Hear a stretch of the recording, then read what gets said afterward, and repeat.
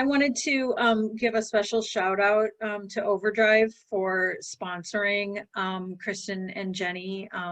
We appreciate Overdrive's partnership as well as the sponsorship. So thank you. And I do see some of our Overdrive team members on the call today. So I am going to jump right in with the membership portion of the meeting. Let me make sure I can see my screen here. Okay. Okay, so for the agenda here, you can see we are going to do just brief intros, and then we will go ahead and ask for your approval of the board guidelines, the board operational guidelines, and I'm sorry, I can't see the screen. Rebecca, there we go. It's my fault. Then we'll take a quick look back at 2021, so the year in a glance, and then we'll cover some future coming soon updates for the WSDLC, and finally we'll round out with some survey highlights. So moving on, it takes a village talented team members to keep the WSDLC organized as it grows, and you will see the WSDLC team members on this slide, and all of our contact information is actually available on the WSDLC website. So please refer to that or email Rebecca and I, and we can put you in touch with whoever you may need that will be able to help you. Okay, next slide. Thank you. I'd like to give a special thanks to the amazing members of the WSDLC board, several of whom have been serving the consortium actually since it began in 2018. A extra special thank you to Jen Peterson for serving as chair from 2018 and all the way through the pandemic that I don't think we could have anticipated. So thank you so much to each of you. We could not be the consortium that we are without you. I also wanted to mention the WSDLC Selection Advisory Committee that plays a supporting but important role in shaping the scope of the consortium's collections. We will have a call for new members out in early fall. Some of our members are retiring. We also have at least one member that's moving on to the WSDLC board. So if you have an interest in serving a role in the consortium, we would love to have you. Okay, so moving on to the proposed changes to the WSDLC operational guidelines.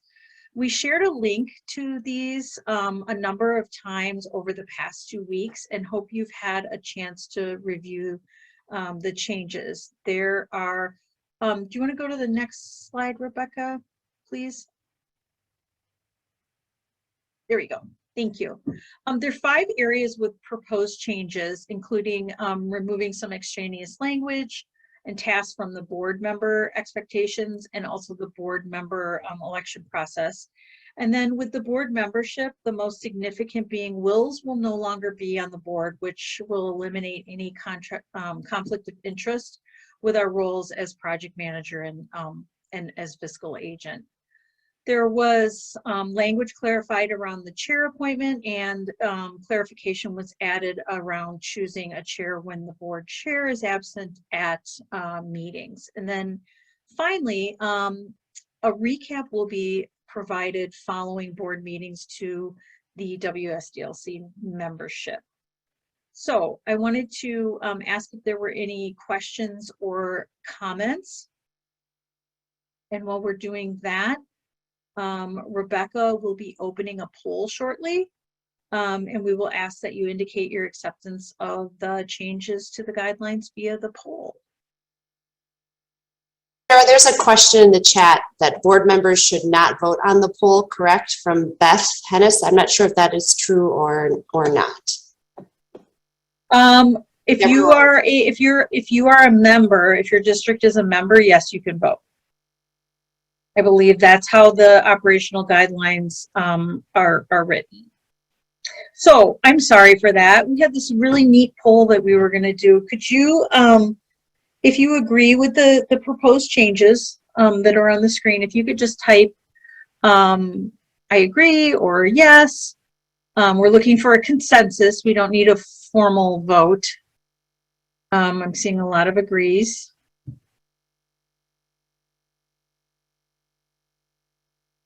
It looks like it may be unanimous. Thank you, everybody. Outstanding. Okay. I am then going to turn it over to Rebecca to provide us with a look back at 2021. All right. Thank you so much, everyone, for voting. And thank you, Sarah, for getting us going on the operational guidelines. Well, 2021 was quite the year.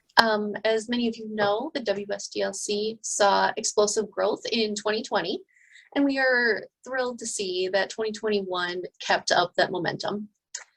By the end of 2021, the Wsdlc had 215 member school districts that provided access to over 300,000 students. These collections of over 13,000 titles are reaching nearly 40% of all school-age children in Wisconsin, which is absolutely amazing.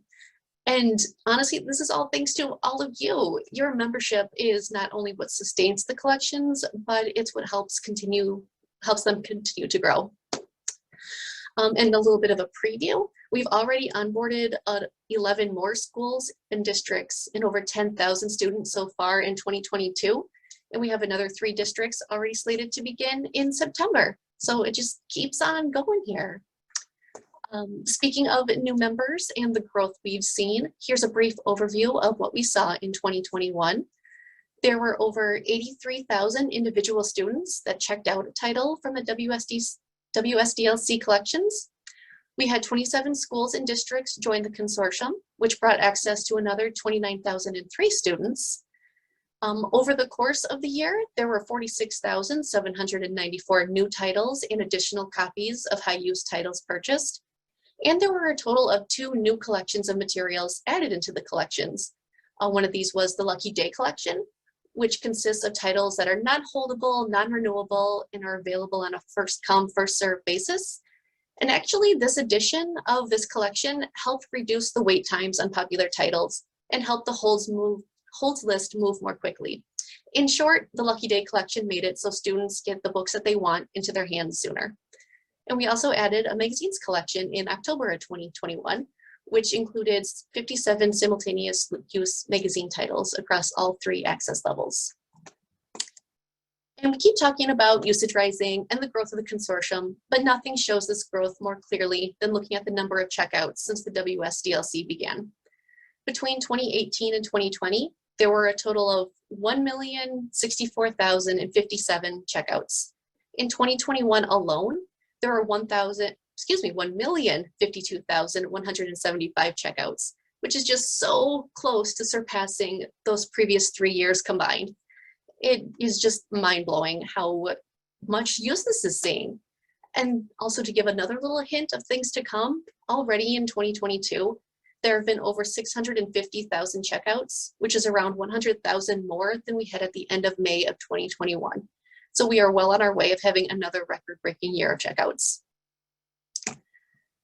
So usage is growing, and you can bet that the number of titles available is going to keep growing too.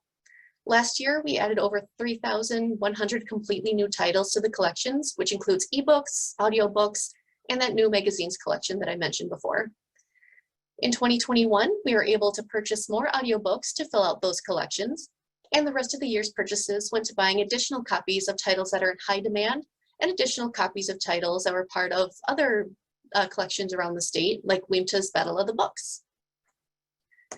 And it's not just circulations and content and members that have been growing. We've also seen impressive growth in the number of students that have been accessing the collections.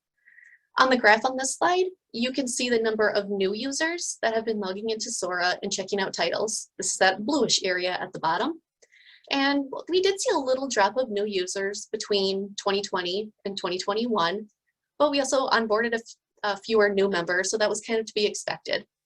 But then there's that kind of purpley pinkish section of the graph, which shows the number of unique users that have checked out a title each year. This is each individual student that has logged in and checked out a book. And here's where we can really see how many students are being reached. When we look at the FTE for all of the Wsdlc's members, this 83,000 users that checked out a title in 2021 is 28% of all enrolled students. This percentage of users is a 40% increase over 2020, which saw just 19% of all enrolled students check out a title, and it's a 56% increase over 2019, which saw only 17% of all enrolled students using these resources. Just for fun, we kind of put together a few graphs and charts of some of the top 10s from last year. On the left, you can see the most viewed curated collections. The most popular lists are, of course, the most popular. The general most popular took the top spot, and followed by the most popular titles in high school. Most popular in middle school is down just a little bit. And the audiobook collections are also seeing a lot of love. The most popular subjects, as seen in the graph on the right, are juvenile fiction and literature, and following closely behind are graphic novels. And we have humor, YA fiction, all the way down to romance and historical fiction. Support for members in 2021.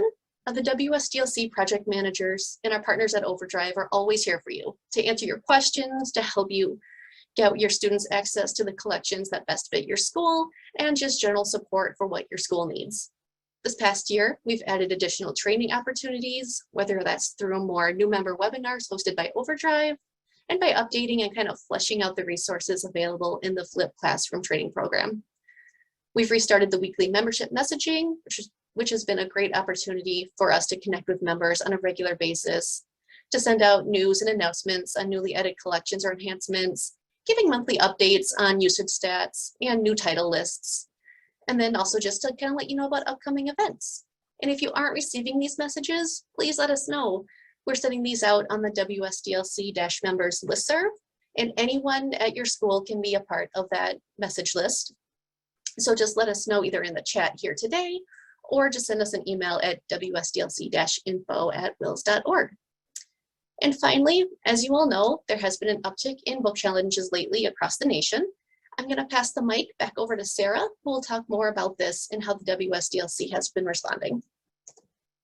Thanks, Rebecca. And before I get into responding to the challenges, I did want to just mention that if Rebecca's done an amazing job with the weekly messages. They come out on Tuesday mornings. So if you are not receiving a chock full email full of information, that you're missing out. And so please let us know and we'll add you to the list. So we all know that participating member districts and schools have encountered an increase in challenges to materials this year, both in print and in digital collections. And one of the ways that the Wsdlc board is working to support members is by a statement that was approved on shared collections in the Wsdlc that supports the titles chosen to be included in the Wsdlc, citing Wisconsin Administrative Code that makes current and balanced collections available to all students. This statement, there's a link on the slide, can also be found on the website along with other information, including the collection development policy and information on intellectual freedom. The Wsdlc project managers working closely with the Wsdlc board continue to provide direct support and are working with Overdrive to develop more options for districts to maintain control over local collections. And we'll talk a little bit more about details on those in the survey results a bit later. So on to what is coming. Okay, and there we go. Okay, so The price for the 2022-2023 membership will be or is $1.60 per student. This includes $1.35 that goes directly to collection development, and then the remaining 25 cents covers project management fees and any other expenses that are outside of the collection development. The board laid out a 3-year membership price plan to ensure the collection's sustainability over time. So you will see then you can plan for the following year, the 2023-24 membership year, when the membership fee will increase by 5 cents. We're hoping that we'll be able to sustain that price for at least a couple of years following that, and the new board will take that on and discuss that. So the Wsdlc will be joining what's called the Partner Advisory Group for Schools, which is provided through Overdrive. This is sort of a focus group, if you will, that will allow the Wsdlc to provide feedback on new products and services prior to release. So we'll have an opportunity to voice our opinions about coming services and products. In addition, the project managers will be meeting with the CEO of Overdrive, Steve Potash, in the near future, sometime over the summer, to discuss the top 3 wants from the Wsdlc. So we did this before, and we had a lot of success connecting with Mr. Potash. This is how we got the Lucky Day collection. But thank you to the Overdrive staff for facilitating that meeting. Okay, so on to board elections. So the board elections ran from April 18th to May 6th this year. And we had a wacky 2 years in between. Normally we have board elections every year. COVID and school closures sort of put that on hold for at least a year. And we appreciate our board members being so willing to fill in during sort of that gap year. You can see here that these nominees were elected to the Wsdlc board by district member representatives for 3-year terms that are beginning September 1st of 2022, which is the new membership year. And we're very excited to welcome our new board members, as well as our returning board members, particularly Michelle Byholm from Chequamegon School District, who will be representing CSA 12. Rebecca and I are very excited because this is the first time since the Wsdlc was formed that we've had representation in that CSA. So it's fantastic. And then in addition, the Wsdlc has the ability to appoint seats, and the board approved 4 appointed seats, including 3 returning members and a new board member, Nell Fleming, who is from the Wisconsin School of the Deaf. A huge round of appreciation from the project managers to all of the Wsdlc board members. And I'm going to turn it back over to Rebecca to share some highlights from the 2022 survey. All right, thank you, Sarah. So there is a full report of responses available on the Wsdlc website. I'm just going to grab my link here. I'll throw that in the chat. Here we are. All right. In March, we sent out an annual membership survey, and this survey is an opportunity for members to provide valuable feedback to the Wsdlc board and project managers, and helps further development of the consortium and the Overdrive service. Here on the screen is just a very brief overview of some of the responses we got and the things we've learned from you all this year. Member satisfaction: overall, respondents are satisfied with the collections. Respondents really like the collection as a whole and are happy with the variety of titles and materials that are available. Areas that they would like to see a little help in would be reduction on hold wait times, would like to be able to hide lower level titles from their higher grades. Looking at that center column, areas of desired growth, respondents would simply like to see the collections continue to grow. This includes more graphic novels, read-alongs, classic titles, more titles for 4K students, and more copies of popular titles, for example.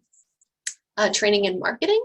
Overall, the awareness of these resources is growing, and while most of the respondents are aware that there are resources for training and marketing, there are a few individual pieces to each of these resources that folks are unaware of. These areas are the tiny case studies, principal bookmarks, and Overdrive's collection of social media graphics. No one indicated that the training materials were not at all helpful. There were a couple of responses that indicated that some of the promotional materials were not very helpful. These responses were specifically for the printable bookmarks, which after the survey, we did take a look at these, noticed that they were a little outdated. One of them included a deprecated link. So we have gone through and updated all of those marketing materials for you all. And that's just a little tiny example of how your responses to the survey really do matter. Like, you can see results from this survey, and we really appreciate everyone who took the time to go through and complete it. So extra thank you for that. Next, from the survey, challenges to materials. We really wanted to get a feel for what member schools have been seeing for challenges in 2021. We were glad to see that a wide majority of respondents, 84%, hadn't seen any challenges to titles. 4% responded that they weren't sure, and 13% said that they have. For those 13% that responded yes, most of these challenges were to materials in the YA or 6 through 8 collection. There were also a couple in the juvenile collection, 3 in the adult collection, and another 5 that respondents weren't sure which collection the title belonged to.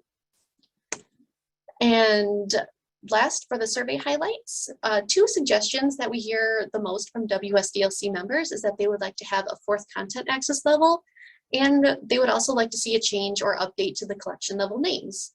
So to help gauge Wsdlc membership's want for changes like these, and to be able to have some data to take back to Overdrive as well, we asked 2 specific questions about these changes. From the first question, weighing the idea of splitting the K through 5 collection, 54% of respondents indicated that they would like to see the collection split into one collection for grades K through 2 and another one for 3 through 5. 40% of the respondents didn't feel either way about the split, and 6% did not agree with creating that separate 5 through 2 and 3 through 5 collection. And then changing collection labels. The idea of having 4 collections and renaming them early elementary, upper elementary, middle, and high was the most popular, which was closely followed by updating the current 3 collections to elementary, middle, and high. Of the options proposed, the current labels of juvenile, young adult, and adult were the least favored. And that was a very quick overview of what we learned in the annual survey. And now I'm going to toss it back over to Sarah to wrap up today's meeting. Thanks, Rebecca. So we have made it to the point that we actually have some time for questions. Feel free to either unmute yourself, or you can put your questions in the chat.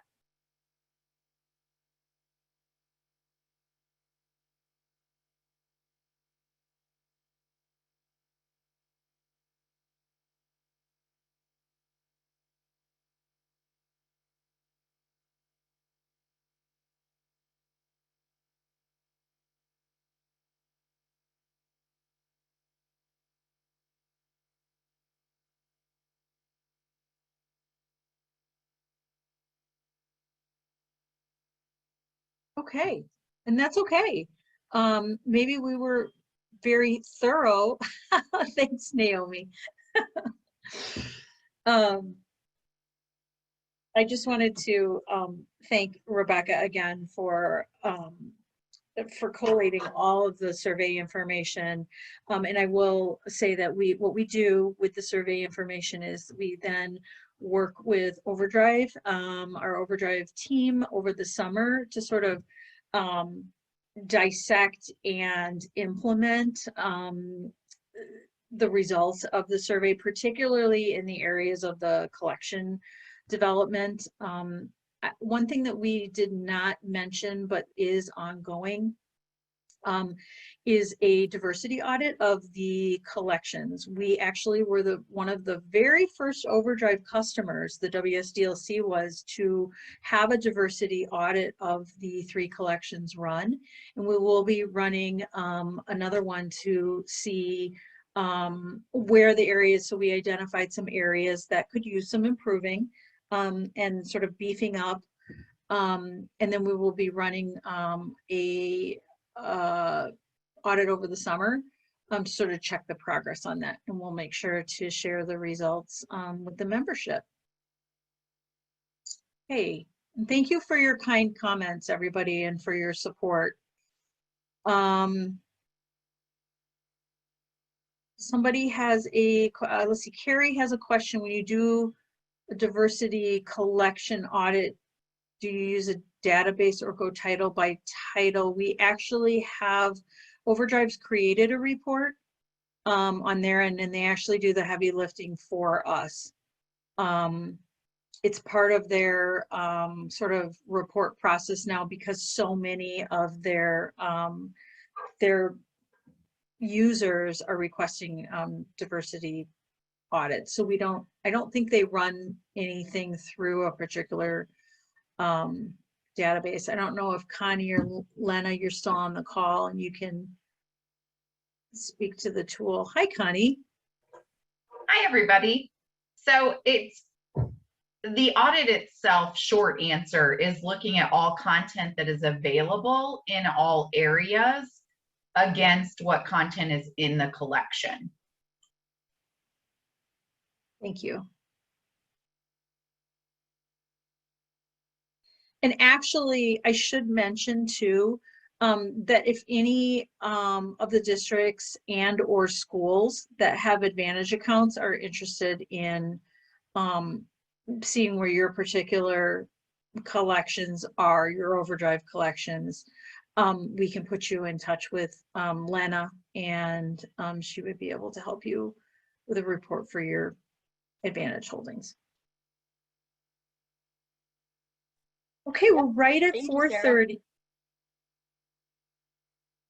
We're right at 4:30, and our contact information is here. A reminder that the recording of the entire meeting will be sent to anybody that's registered, so that includes all of you that are on the call. And then the portion after Jenny and Kristen will be available on the Wsdlc website.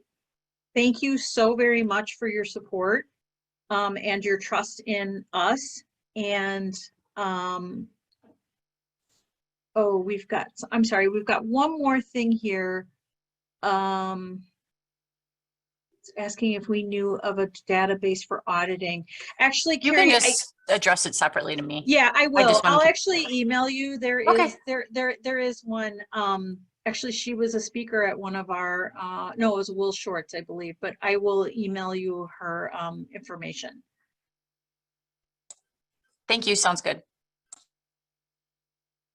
You are welcome. Anyway, I was just thanking all of you for for your support and your trust in us, and we're looking forward to another fabulous year, and I hope that you all have a restorative, restful summer. Thank you again.